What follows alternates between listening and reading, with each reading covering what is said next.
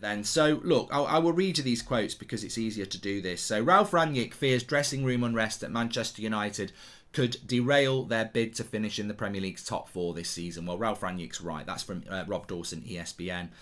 Luke Shaw's interview did not come as a huge surprise, and there are concerns that if issues are not fixed, hopes of securing Champions League football next season will fade away. Well, that's very much the truth. And sources said that fringe players who became frustrated at a lack of game time under Solskjaer believed they were getting a clean slate under Rangnick, but again, feel that has not happened. Only Anthony Martial remains confident of securing a transfer during the window. Players believe individual video sessions have led to disjointed displays because they are unsure about where teammates are supposed to be. Quite in depth here. And also, Michael Carrick's departure is still being keenly felt within the squad, leading to a disconnect between players and management. That's all from Rob Dawson, who is ESPN journalist. You've then got the Telegraph, James Ducker, saying that sources at Manchester United felt too much power was given to Moyes' replacement Van Gaal, with the club still fixated by that point on the manager calling the shots, and they paid the price for several summers of failed recruitment. That doesn't really fit in with what I'd heard. Also, there was something from Andy Mitten that I wanted to read about. Oh yeah, that was it. Manchester United, Ralph Rangnick is struggling to get his coaches integrated with the players, and he's missing Carrick and McKenna. Now, I just don't get this. Unfortunately, this is my last chat as a member, as I'm struggling, but just wanted to say keep up the good work, says Dion. Thank you very much, Dion. I just wanted to say as well that this is massively confusing to me.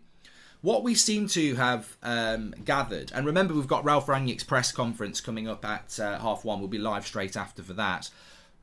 I think what we can basically take as almost fact is that, based on the leaks this week and what we're now getting, is that the dressing room is broken, divided.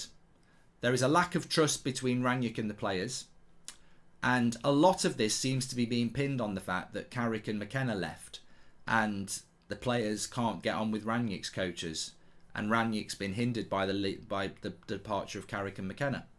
Now you can interpret that how you want, but Ralph Rangnick is basically concerned that he's only here till May. He's only been here 6 weeks, and already they're losing games and putting in shockingly bad performances like Norwich, Newcastle and Wolves, and he's not going to have enough time to sort this all out. Now my feeling on this is that none of it makes any sense. Apart from the fact it makes total sense when you are experienced in the way the Manchester United board run this football club.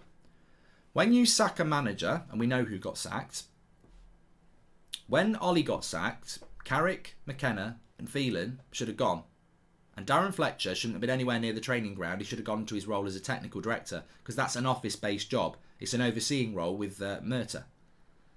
What actually happened is we sacked Ollie, we kept McKenna, we kept Carrick, we kept Phelan, and Fletcher came down to train the players on the pitch. So the players are losing games like 5-0 to Liverpool. They're getting stuffed by Watford. The manager gets sacked, but the next day the same coaches are coaching them. Rangnick comes in, and the idea is Rangnick just replaces Ollie, but we still have the same coaches. Well, that's not change, is it? That is not change. You know, go back to a Formula One analogy again, right? You're driving round, you're Lewis Hamilton or whoever's your favourite racer, right? You're in fourth place, and old Arsenal and Spurs are fifth and sixth, but they're catching up on you, and you're like, I'm losing speed here. I need 4 new tyres. I've got no grip. I can't go full pelt, and I think there's something wrong with the ignition. I'm not getting the full speed. Come into the pits. You come into the pits and you go, great. They've just gone past me, but I will catch them up because I'm going to have my tyres on and my engine on, and I know I'm quicker than them. You come out the pits, you drive off, and you go, hold on a minute. You've only changed the ignition sorted, but the tyres aren't. Yeah, no, we're only changing the ignition. So what? So I can go quick, but I can't control the car because the tyres are bald. Yeah, Mike Phelan. But the reality, and also Darren Fletcher. But they wanted to keep Carrick and McKenna as well. Do you see what I mean? Ignition and send you out with the same tyres. Like, that's never going to work. But I'm reading people today, I'm reading journalists who are close to the club, and they've obviously been briefed, because they're like, well, you can understand why Rangnick's failing because he lost Carrick and McKenna and he's having to use his own coaches. What? New manager comes in with new coaches. Oh God, poor bloke. And nurses think they've got it hard. I mean, the reality is, has Conte gone into Spurs and been given Nuno's coaches? This doesn't happen. When you sack a manager, their coaches go and a new manager comes in. But what's actually happened is the old hooks, they're on Ralph. Put them on. Put the strings in. You're a Man United manager now. We pull the strings. Rangnick has gone and done what Mourinho did. He's gone and done what Ollie did. They're so desperate to get the Man United job. They're so in awe of the Man United job. They're not coming in like a Conte or a Pep or a Klopp would.